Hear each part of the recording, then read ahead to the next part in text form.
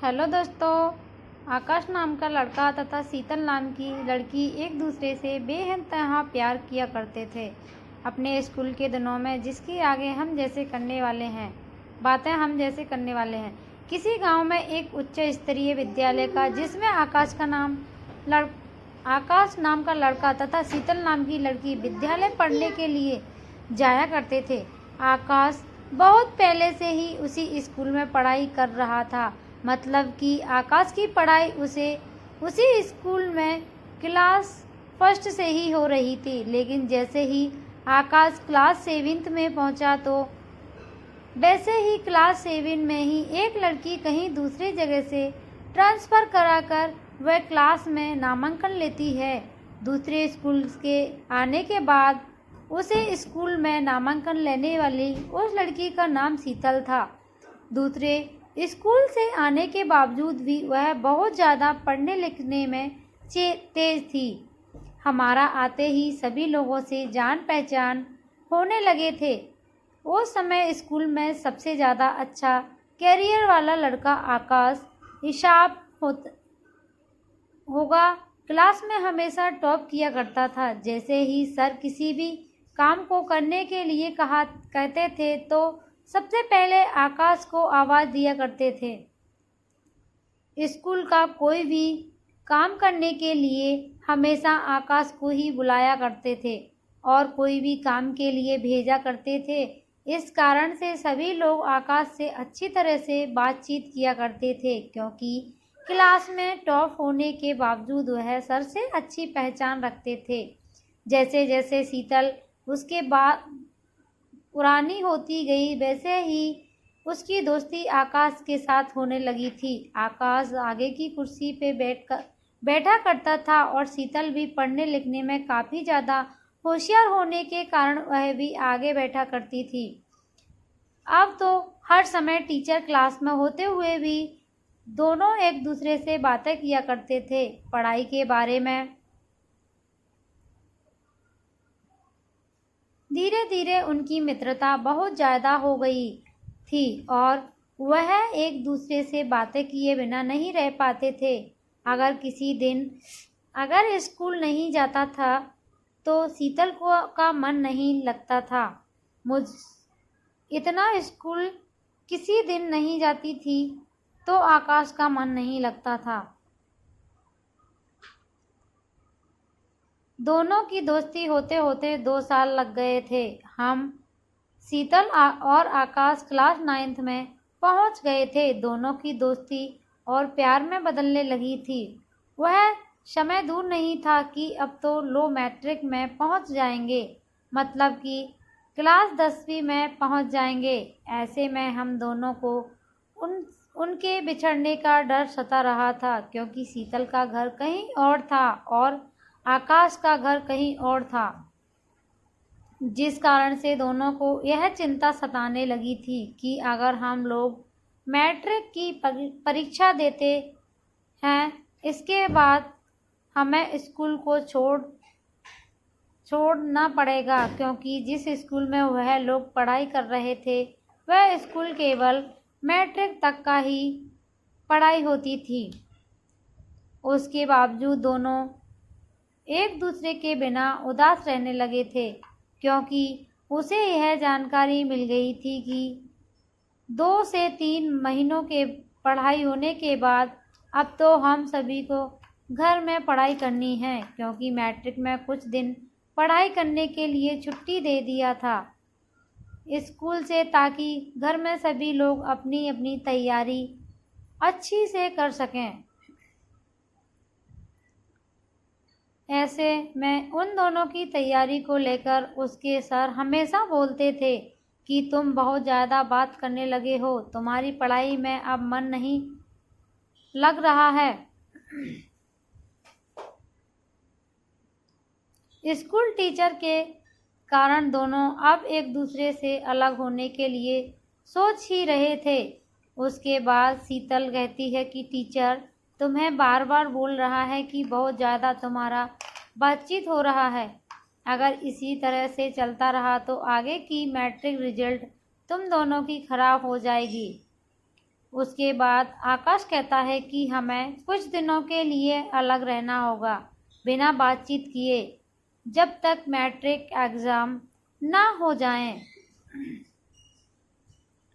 दोनों लोग अपने अपने मन को समझा कर यह फैसला कर लिया कि आपसे आज से दोनों एक दूसरे से बात नहीं करेंगे, ना ही मिलेंगे। अब दोनों लोग तथा स्कूल के सभी छात्र छात्राएं स्कूल से छुट्टी हो गई।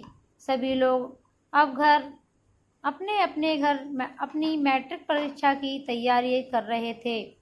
साथ ही आकाश भी अपनी मर्जी पर तैयारी में दिन रात पढ़ रहा था और इधर शीतल भी अपनी मैट्रिक परीक्षा की तैयारी करने लगी थी।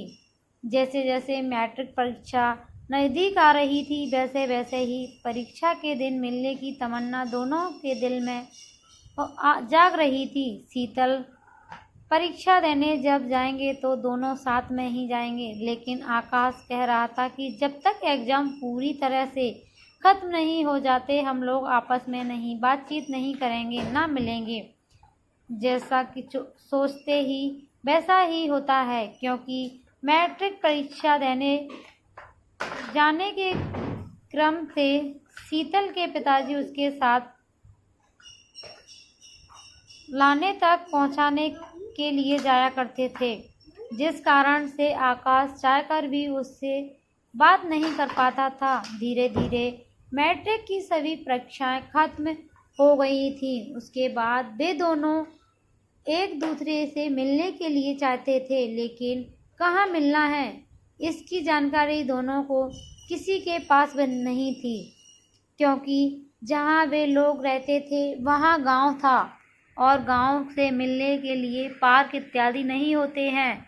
साथ ही गांव के लोग इतने ज़्यादा कठोर नियम के होते हैं कि वह कभी भी एक दूसरे को मिलते हुए नहीं देख सकते, क्योंकि गांव में इस प्रकार का नियम चलता है। सभी लोग अपने कायदे में रहते हैं और सभी लोग अपने बेटे बेटियों को नियम के अनुसार चलने पर फोर्स करते हैं।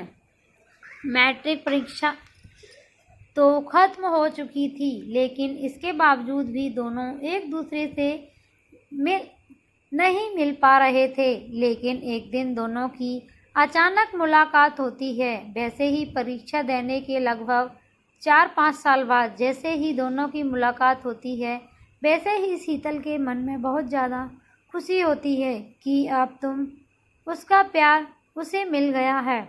लेकिन जब आकाश से शीतल मिलती है तो उसकी खुशी पूरी तरह से ख़त्म हो जाती है, क्योंकि जो आकाश शीतल से मिलती है तो कहती है, मैं तुम्हें अपनी शादी के कार्ड देने आया हूँ।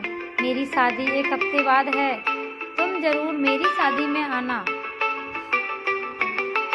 इतना सुनते ही शीतल आकाश की शादी का कार्ड लेकर अपने घर की तरफ चल पड़ती है। जब वह घर जाती है तो वह रात के अंधेरे में रात भर रोती है, क्योंकि शीतल हमेशा ही आकाश के इंतज़ार में जीवन व्यतीत कर रही थी कि किसी न किसी कारण से उसकी मुलाकात होगी और दोनों में बातचीत होगी। फिर उसके बाद में दोनों में एक दूसरे से शादी करेंगे। लेकिन किस्मत को कुछ और मंजूर था। जब आकाश को मिलता है तो डायरेक्ट अपनी शादी के कार्ड देने के लिए मिलता है। आकाश की शादी नहीं हुई थी, कहा गई थी, और वह शादी के दिन शीतल के आने का इंतज़ार कर रहा था। लेकिन शीतल की तरफ से ना कोई मैसेज आया, ना ही फेसबुक आई। शादी के दूसरे दिन, मतलब किसी दिन शादी पूरा होने वाली थी, उस दिन एक गिफ्ट का डिब्बा किसी के द्वारा आकाश को मिलता है। आकाश गिफ्ट के डिब्बे को देखकर बहुत ज़्यादा खुश हो जाता है, क्योंकि उस पर शीतल का नाम लिखा था। वह गिफ्ट का डिब्बा खोलने के लिए पूरी तरह से बेताब था, क्योंकि उसकी पसंद की लड़की, मतलब कि जिससे वह बचपन में प्यार किया करता था, उसका गिफ्ट आया था। उसके लिए आकाश को इंतज़ार नहीं हो रहा था। जैसे ही हाथ में डिब्बा लिया, मैंने देखा कि नंबर से नीचे खून गिर रहा था, थोड़ी थोड़ी। जैसे ही आकाश उस डिब्बे को खोलता है तो देखता है कि उसमें एक छोटा सा मनुष्य का दिल रखा हुआ है, जिसमें से खून टपक रहा है। साथ ही वहाँ एक चिट्ठी लिखी पड़ी हुई थी, जिसमें लिखा हुआ था, तुम शादी तो कर रहे हो, लेकिन अपना दिल ले जाना भूल गए हो, या लो मेरा दिल अपने पास रखो, क्योंकि तुम्हारे बिना मेरी जिंदगी का कोई मकसद ही नहीं है। इतना पढ़ते ही आकाश पूरा पसीना से लथपथ हो गया था और उससे कुछ समझ में नहीं आ रहा था कि उसके साथ क्या हो गया है, क्योंकि इसी तरह तो पहले कभी प्यार शादी के बारे में कोई बातचीत किया नहीं थी। ना ही उसके बाद जब वह कार्ड देने के लिए गया था तो कोई बातचीत नहीं हुई थी। आकाश के पैरों तले जमीन निकल गई थी, क्योंकि जिस बात का मुझे जरा भी अंदाज़ा नहीं था, वही बात उसके साथ हो गई थी। इस कहानी से हमें क्या सीख मिलती है? इस स्कूल वाले लव स्टोरी से हमें यह सीख मिलती है कि हमें अपने चाहने वालों को कभी धोखा नहीं देना चाहिए, क्योंकि हम जिससे प्यार करते हैं उससे पूछे बिना ज़िंदगी का कोई भी फैसला नहीं लेना चाहिए, क्योंकि जितना हक हमारी ज़िंदगी पर हमारा है, उतना ही हमें प्यार करने वालों का भी है। ऐसे में हमें सबकी खुशी के बारे में जानना चाहिए और उसकी खुशी को पहचानना चाहिए। दोस्तों, ये कहानी आपको अच्छी लगी हो तो लाइक एंड शेयर करें दोस्तों के साथ। मिलती हूँ फिर ऐसी ही कहानी के साथ। जब तक के लिए जय हिंद, जय भारत।